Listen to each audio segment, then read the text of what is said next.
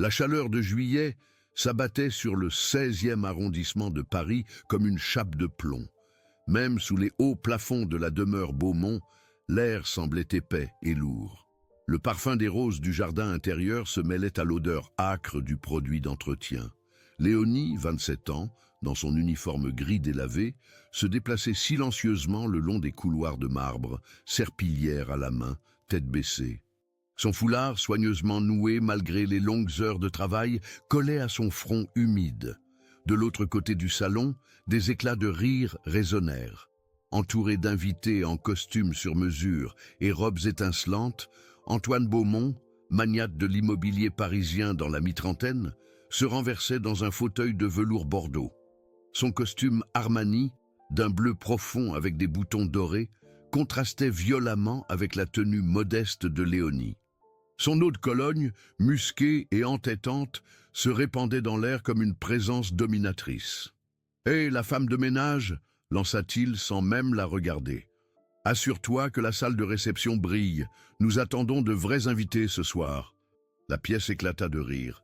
Léonie s'immobilisa, non pas parce qu'elle n'avait pas entendu, mais précisément parce qu'elle avait entendu.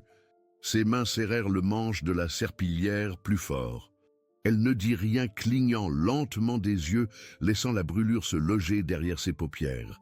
Alors qu'elle se remettait au travail, la voix d'Antoine s'éleva à nouveau, maintenant cruellement enjouée. « Tu devrais venir aussi, Léonie.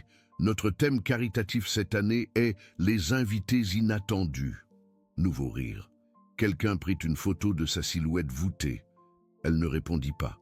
Mais son silence, lourd et fier, résonnait plus fort que sa moquerie. « Laisse tomber, Antoine !» dit une femme aux cheveux blonds platine. « Elle ne comprend même pas ce que tu dis. »« Bien sûr qu'elle comprend, » rétorqua Antoine en sirotant son champagne. « N'est-ce pas, Léonie, tu as bien fait des études avant de finir ici ?»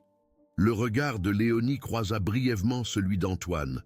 Un regard sans haine, mais empli d'une dignité tranquille qui, l'espace d'un instant, sembla déstabiliser l'homme. « Monsieur Beaumont, » répondit-elle d'une voix posée, « je comprends parfaitement. » Puis elle se détourna, continuant méthodiquement son travail. L'odeur des roses s'estompa, tandis qu'elle disparaissait au bout du couloir. Dans les cuisines, Léonie s'accorda une pause, les mains tremblantes. Elle avala une gorgée d'eau fraîche, observant par la fenêtre les jardins impeccables de la propriété Beaumont. Des jardiniers s'affairaient autour des parterres de fleurs, aussi invisibles aux yeux des maîtres de maison qu'elle-même. « Ne les laisse pas t'atteindre », dit une voix derrière elle. Léonie se retourna pour voir Mathilde, la cuisinière de la maison depuis plus de 20 ans. À 63 ans, son visage portait les marques d'une vie de labeur, mais ses yeux brillaient d'une sagesse tranquille. « Je ne les laisse pas, » répondit Léonie. « C'est juste que parfois... »« Je sais, » coupa doucement Mathilde en posant une main ridée sur son épaule. « Mais souviens-toi, ma petite, ce n'est pas ce qu'ils disent qui définit qui tu es. » Léonie acquiesça, reconnaissante pour ce moment de compassion dans une journée d'indifférence. Elle reprit sa serpillière et son seau, se préparant à affronter le reste de son service. « Au fait, » ajouta Mathilde alors que Léonie s'apprêtait à sortir, « j'ai entendu parler de cette soirée. Il paraît que c'est pour une association d'aide aux réfugiés. » Elle eut un petit rire amer. « Ironique, non? Ils organisent des galas pour aider les démunis tout en méprisant ceux qui les servent. » Léonie esquissa un sourire fatigué avant de retourner dans les couloirs luxueux où le contraste entre opulence et invisibilité n'avait jamais semblé si criant. Léonie avait grandi dans le quartier de Belleville, loin des façades haussmanniennes et des boutiques de luxe. Son père, autrefois mécanicien, était mort dans un accident sur un chantier alors qu'elle n'avait que 10 ans. Sa mère, Samira, d'origine algérienne, avait perdu progressivement la vue à cause d'un diabète mal soigné et cousait des vêtements à la lueur des bougies pour nourrir Léonie et son petit frère Thomas. Après le décès de sa mère, 5 ans plus tôt, Léonie était devenue à la fois pourvoyeuse et protectrice. Elle n'avait jamais demandé plus que ce qu'elle pouvait gagner avec ses mains. Mais même sa dignité, qu'elle portait comme une armure, ne suffisait pas à la protéger du mépris quotidien. Nettoyant les demeures des élites parisiennes, Elle disparaissait souvent à leurs yeux jusqu'à ce que quelqu'un ait besoin de se moquer de l'invisible. Mais il y avait une personne qui la voyait vraiment. Mathilde, la cuisinière de la maison Beaumont, vivait seule dans un petit appartement de Ménilmontant. Elle invitait souvent Léonie à prendre le thé après leur service. « Tu as l'âme d'une lionne, ma fille », disait-elle en lui tendant du thé à la menthe et des morceaux de galette. « Il ne le voit pas encore, c'est tout. » Mathilde gardait une vieille photographie de la mère de Léonie sur son étagère, un rappel des jours où la gentillesse n'était pas rare. C'était elle qui avait aidé Léonie à décrocher ce travail de femme de ménage chez les Beaumont, après qu'elle eut abandonné ses études de mode pour s'occuper de Thomas. « Je crois encore », chuchota Léonie un soir, contemplant les lumières de la ville depuis la fenêtre de Mathilde, « que la vie peut changer, pour nous, pour les gens comme nous. » Mathilde sourit doucement. « Parfois, dit-elle, Dieu écrit l'histoire que personne ne voit venir. » Ce soir-là, en rentrant dans son petit studio de Montreuil qu'elle partageait avec Thomas, Léonie ouvrit son carnet de croquis poussiéreux. Elle n'avait pas dessiné depuis des mois, peut-être des années. Ses doigts survolèrent les pages, caressant les silhouettes élégantes qu'elle avait imaginées autrefois. Des robes simples mais audacieuses, des lignes épurées qui célébraient la beauté dans sa forme la plus pure. « Tu dessines encore ?» demanda Thomas, 18 ans, en passant la tête par la porte de sa chambre. Ses cheveux bouclés tombaient sur ses yeux sombres, si semblables à ceux de leur mère. « Pas vraiment », répondit Léonie en refermant doucement le carnet. « Juste des souvenirs. » Thomas s'approcha et s'assit à côté d'elle sur le canapé lit défoncé. « Tu sais, tu pourrais reprendre. Tu étais douée. »« J'étais ?» soupira Léonie. « Mais maintenant, je suis femme de ménage. Et c'est tout ce que les gens comme les Beaumont verront jamais en moi. Pas si tu ne les laisses pas faire, » dit Thomas avec cette fougue adolescente qui rappelait tant à Léonie leur père. Maman disait toujours que notre nom, Haddad, signifie « fer » en arabe, que nous étions forts, forgés dans le feu. Léonie sourit tristement. Elle disait aussi que la force ne vient pas du bruit qu'on fait, mais de la résilience qu'on possède. Les jours suivants furent particulièrement difficiles chez les Beaumont. La préparation du gala de charité avait mis toute la maison en effervescence. Léonie travaillait de l'aube jusqu'au crépuscule, frottant, cirant, polissant chaque centimètre de la demeure. Ses genoux lui faisaient mal à force d'être à quatre pattes. Ses mains étaient rouges et gercées par les produits chimiques. Un soir, alors qu'elle nettoyait l'immense bibliothèque, elle surprit une conversation entre Antoine Beaumont et sa femme, Elisabeth. « Cette soirée doit être parfaite, » disait Antoine. « Le ministre sera là, ainsi que Durand et sa clique. C'est ma chance de finaliser l'affaire du Grand Paris. »« Tu t'inquiètes trop, » répondit Elisabeth en ajustant ses boucles d'oreilles en diamant devant un miroir. « Tout le monde sait que tu as déjà gagné. Ce gala n'est qu'une formalité. »« Une formalité à 300 000 €, grogna Antoine. « Mais si ça permet de décrocher le contrat ?» Léonie continua son travail, invisible comme toujours. Mais quelque chose dans cette conversation éveilla en elle un sentiment étrange. Ces gens pour qui elle n'était rien organisaient des événements où l'on dépensait en une soirée ce qu'elle gagnait en 10 ans de labeur. Et tout cela sous couvert de charité. Cette nuit-là, allongée sur son lit étroit, Léonie fixa le plafond fissuré de son appartement. Les paroles de Mathilde résonnaient dans sa tête. Parfois, Dieu écrit l'histoire que personne ne voit venir. Elle tourna la tête vers son vieux carnet de croquis. Une idée germait lentement dans son esprit. Pas un plan de vengeance, non, quelque chose de plus profond, de plus digne. Pour la première fois depuis longtemps, elle s'endormit avec un sourire sur les lèvres. 2 jours avant la soirée, Léonie trouva son seau d'eau renversé dans la salle de réception. Des traces de boue souillaient le parquet qu'elle venait de nettoyer. Alors qu'elle se penchait pour réparer les dégâts, une jeune femme de chambre, Sophie, accourut pâle et essoufflée. « Il l'a publié » chuchota-t-elle. « Monsieur Beaumont, sur son compte privé. » Léonie hésita. Sophie lui tendit son téléphone. Sur l'écran, une vidéo défilait. Léonie, essuyant les sols, de dos. La légende disait « Invité spécial pour le gala, rencontrer la princesse Serpillière ». Des rires, des réactions emoji, des dizaines. Les joues de Léonie s'embrasèrent. Son cœur battait à tout rompre, empli de honte.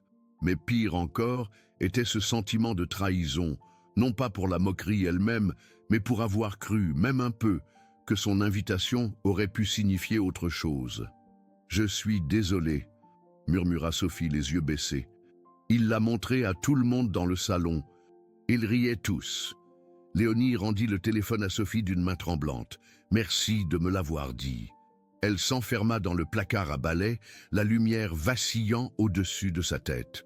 L'odeur d'eau de Javel lui piquait le nez. Elle se laissa glisser au sol, des larmes coulant silencieusement. « Je n'appartiens pas à ce monde, » murmura-t-elle. « Je ne suis pas comme eux. » Puis elle aperçut, sous une pile de chiffons, sa vieille carte d'étudiante. Léonie Haddad, école de mode.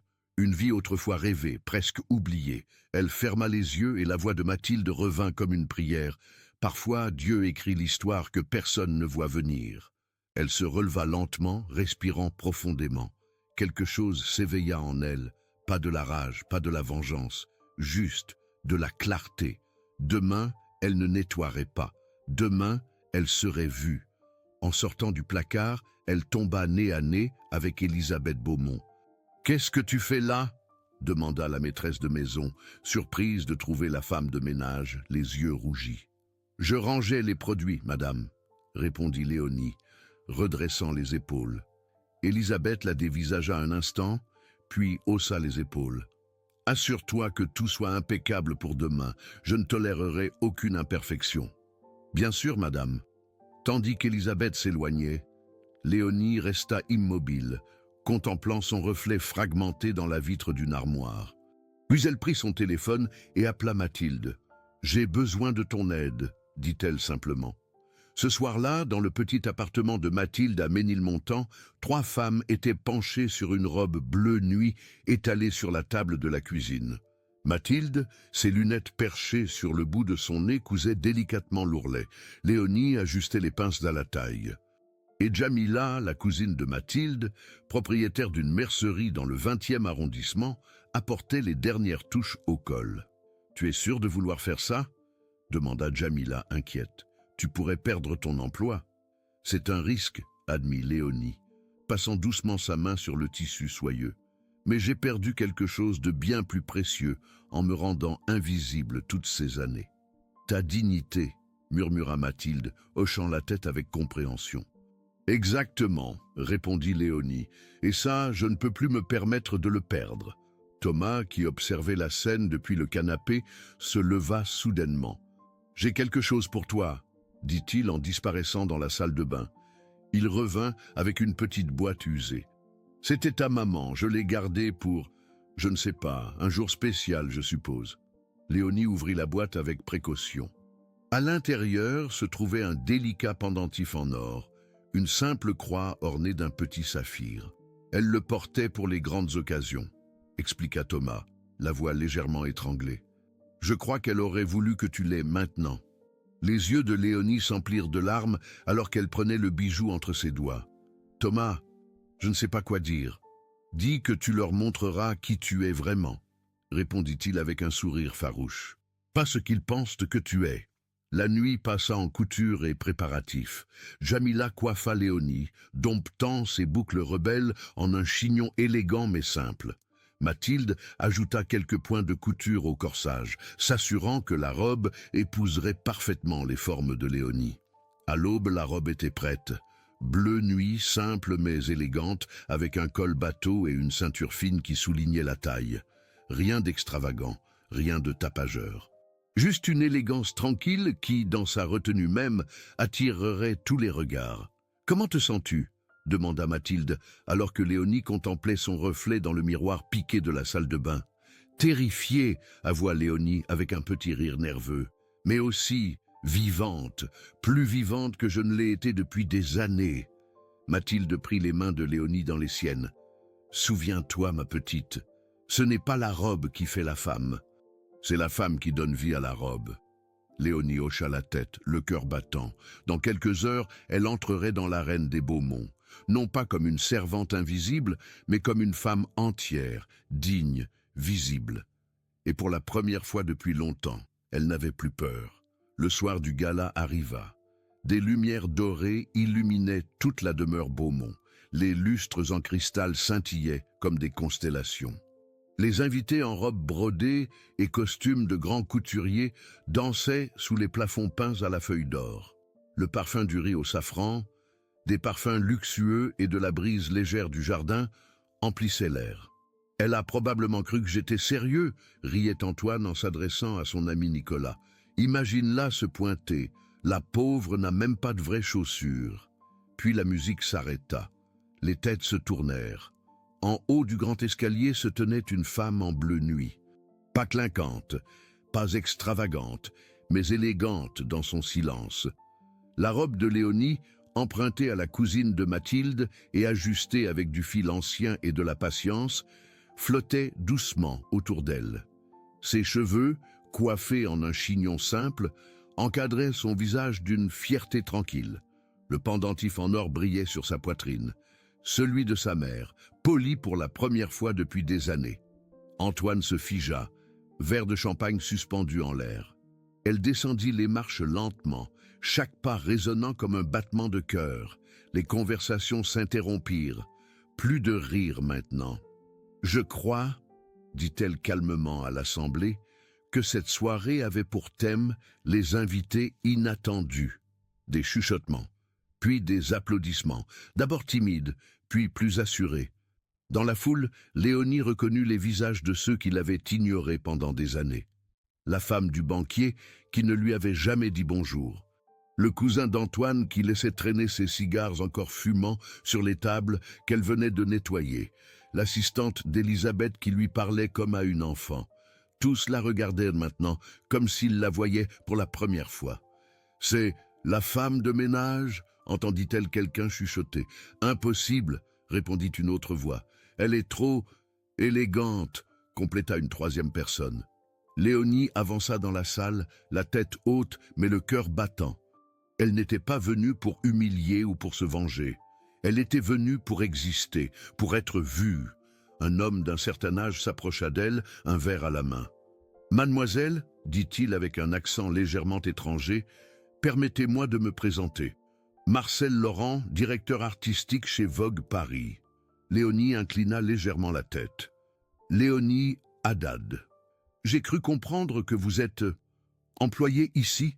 demanda-t-il, une lueur de curiosité dans le regard. « Je nettoie ces sols, » répondit-elle simplement, sans honte ni défi. « Juste une vérité. » Laurent hocha la tête, visiblement impressionné par sa franchise. « Et cette robe, c'est une création personnelle. » « Une collaboration, » sourit Léonie, « avec des amis très chers. » De l'autre côté de la pièce, elle aperçut Mathilde qui s'était glissée par l'entrée de service.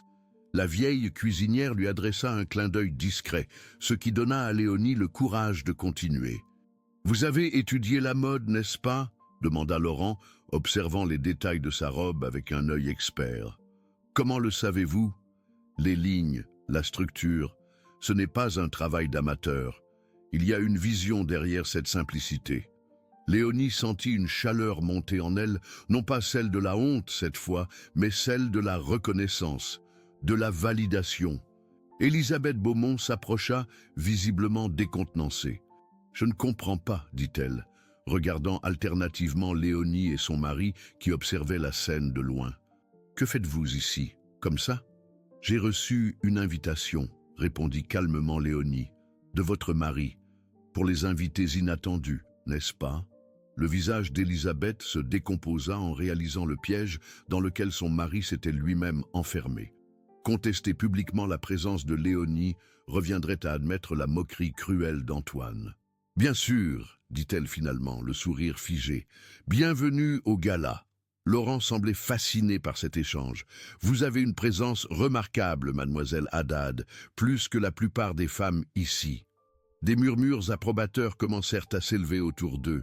Léonie sentit les regards changer, non plus empreints de curiosité moqueuse, mais d'intérêt véritable. Une femme s'approcha, vêtue d'une robe de haute couture. « J'adore la simplicité de votre tenue, dit-elle sincèrement. C'est rafraîchissant au milieu de tout ce clinquant. »« Merci, répondit Léonie, surprise par ce compliment inattendu. « Je suis Emmanuelle Deveau, se présenta la femme, rédactrice mode chez Elle Magazine. » Léonie sentit le sol vaciller sous ses pieds. Elle connaissait ce nom, l'avait vu des dizaines de fois en nettoyant les magazines qu'Elisabeth laissait traîner sur sa coiffeuse. « Enchantée, murmura-t-elle. »« Marcel a raison, poursuivit Emmanuel. Vous avez quelque chose de rare. » Et juste comme ça, la marée changea. Les invités commencèrent à s'attrouper autour de Léonie, curieux, intrigués, non pas par la femme de ménage devenue belle pour un soir, mais par cette présence calme et digne qui contrastait avec l'agitation artificielle de la soirée. Au fond de la salle, Antoine Beaumont observait la scène, le visage pâle. Son regard croisa celui de Léonie. Et pour la première fois, ce fut lui qui détourna les yeux en premier. La salle tomba dans un silence relatif lorsqu'Antoine Beaumont s'approcha finalement de Léonie, tentant de retrouver son sourire narquois habituel. « Alors ?» dit-il à voix basse. « Tu as pensé que tu pourrais m'embarrasser ?» Elle soutint son regard, calme comme la pierre. « Vous l'avez fait vous-même. » Il rit nerveusement, ses yeux balayant la foule qui les observait. « Tu nettoies des sols. Ne prétends pas être l'une d'entre eux. » « Je n'ai jamais prétendu, répondit Léonie. Mais vous, si.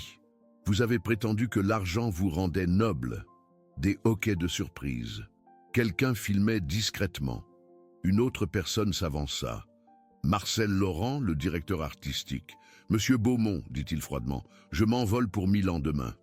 Mademoiselle Haddad, accepteriez-vous de me présenter des croquis? Je recherche de nouvelles voix. Et la vôtre, par le volume. » Le visage d'Antoine devint livide. Léonie hocha doucement la tête, les yeux humides mais fiers. « Vous ne pouvez pas être sérieux, » siffla Antoine à Laurent. « Elle nettoie mes toilettes. Et moi, je nettoyais les escaliers du métro à 18 ans, » répliqua Laurent sans ciller. « Avant qu'Yves Saint-Laurent ne remarque mes dessins griffonnés pendant mes pauses. L'élégance, monsieur Beaumont, ne s'achète pas. Elle se reconnaît. » Un silence pesant s'installa. Elisabeth, sentant le vent tourner, s'empressa d'intervenir. « Quelle merveilleuse surprise !» s'exclama-t-elle avec un enthousiasme forcé. « N'est-ce pas exactement le genre d'histoire que notre gala pour les réfugiés devrait célébrer? Des personnes qui s'élèvent au-dessus de leurs conditions ?» Léonie perçut l'hypocrisie dans sa voix, mais ne dit rien. Ce n'était pas le moment pour la colère, juste pour la vérité. « Votre mari m'a invité comme une blague, » dit-elle calmement à Elisabeth, « pour me ridiculiser devant vos amis. » Des murmures indignés parcoururent l'assemblée. Antoine ouvrit la bouche pour protester, mais Laurent l'interrompit. « J'ai vu la vidéo, » dit-il. « Elle circule déjà parmi certains invités. Princesse Serpillière, c'est bien ça ?» Le visage d'Antoine se décomposa. Il jeta un regard furieux à sa femme, comme si c'était sa faute. « C'était juste une plaisanterie, » tenta-t-il de se justifier. « Une plaisanterie ?» La voix venait du fond de la salle. Mathilde s'avança, son uniforme de cuisinière contrastant avec les tenues de soirée. « Est-ce une plaisanterie de rabaisser quotidiennement ceux qui travaillent pour vous? Est-ce une plaisanterie de laisser traîner délibérément vos déchets pour qu'ils les ramassent? Est-ce une plaisanterie de les filmer à leur insu pour vous moquer d'eux ?» Un silence de plomb s'abattit sur la salle. Même la musique semblait s'être tue. « Madame Mathilde, » dit Elisabeth d'une voix tremblante, « je ne pense pas que ce soit le moment. » « Au contraire, » l'interrompit Emmanuelle Deveau, « c'est exactement le moment. Vous organisez un gala pour les réfugiés, pour les démunis, tout en traitant vos propres employés avec mépris. L'hypocrisie a ses limites, même dans notre milieu. » Léonie regarda autour d'elle, étonnée par ce soutien inattendu. Elle n'avait pas prévu cela. Elle était venue simplement pour être vue, pour reclaimer sa dignité, pas pour déclencher une révolution de salon. « Je ne suis pas venue pour vous accuser, » dit-elle doucement, s'adressant à Antoine, mais assez fort pour que tous entendent, « ni pour me venger. Je suis venu parce que pendant des années, j'ai été invisible, et ce soir, j'ai décidé de ne plus l'être. » Antoine la dévisagea, partagé entre la colère et l'incompréhension. « Qu'est-ce que tu veux alors ? » ?»« Rien de vous, » répondit-elle simplement. « Mais je vais quitter votre service. Pas ce soir, pas comme ça. Je terminerai la semaine, proprement, dignement, puis je partirai. » Un applaudissement isolé résonna, puis un autre, puis plusieurs. Pas une ovation, mais un signe de respect discret. Laurent s'approcha de Léonie et lui tendit sa carte. « Mon offre est sérieuse. Apportez-moi vos croquis lundi. Mon bureau est à l'angle de la rue du Faubourg Saint-Honoré. »« Merci, » dit-elle, serrant la carte entre ses doigts comme un talisman. Puis, du fond de la salle, la voix de Mathilde s'éleva à nouveau. Elle avait observé toute la scène en silence. « Tu m'as dit un jour, » dit-elle à voix haute, « que les serpillières étaient faites pour nettoyer la saleté. Ce soir, Léonie a nettoyé quelque chose de bien différent. » Les gens applaudirent, sincèrement, pleinement. Pas de vengeance, pas de cri, juste la vérité, brillant comme la lumière traversant un vitrail. Léonie regarda autour d'elle, sa poitrine se soulevant d'un nouveau souffle. Elle était arrivée, non pas avec bruit, mais avec valeur. Le reste de la soirée passa comme dans un rêve. Des invités vinrent lui parler, non pas comme à une curiosité, mais comme à une égale. Une jeune styliste lui demanda où elle avait étudié. Un photographe voulut la prendre en photo, non pas pour se moquer, mais pour capturer ce qu'il appelait une présence authentique. Antoine et Élisabeth Beaumont se tenaient à l'écart, tentant de sauver les apparences. Leur soirée était compromise, non pas par un scandale bruyant, mais par quelque chose de bien plus subtil. La vérité exposée sans éclat. Vers minuit, Léonie chercha Mathilde du regard, prête à partir. Elle la trouva dans un coin, discutant avec Laurent. « Ah, te voilà !» dit la vieille cuisinière avec un sourire. « Je racontais justement à monsieur Laurent comment tu dessinais des robes sur des serviettes en papier pendant tes pauses. » Léonie rougit. « Mathilde, ne sois pas modeste, » répondit Mathilde. « Tu as un don, et maintenant, le monde va enfin le voir. » Laurent hocha la tête. « J'ai hâte de voir ces croquis lundi. » Alors qu'elle quittait la demeure Beaumont, Léonie se tourna une dernière fois vers la maison illuminée. « Est-ce que j'ai bien fait ?» demanda-t-elle doucement. Mathilde serra sa main. « Tu n'as pas cherché à détruire, tu as cherché à exister. C'est la différence entre la vengeance et la justice. » Ensemble, elles s'éloignèrent dans la nuit parisienne, laissant derrière elles les lumières artificielles pour les étoiles réelles. Les semaines passèrent. Léonie vivait maintenant dans un petit appartement près du canal Saint-Martin, travaillant à mi-temps dans un atelier de couture. Le soir, elle dessinait près de la fenêtre, le son de l'appel à la prière flottant depuis la mosquée voisine. L'automne parisien avait transformé les arbres en flammes dorées.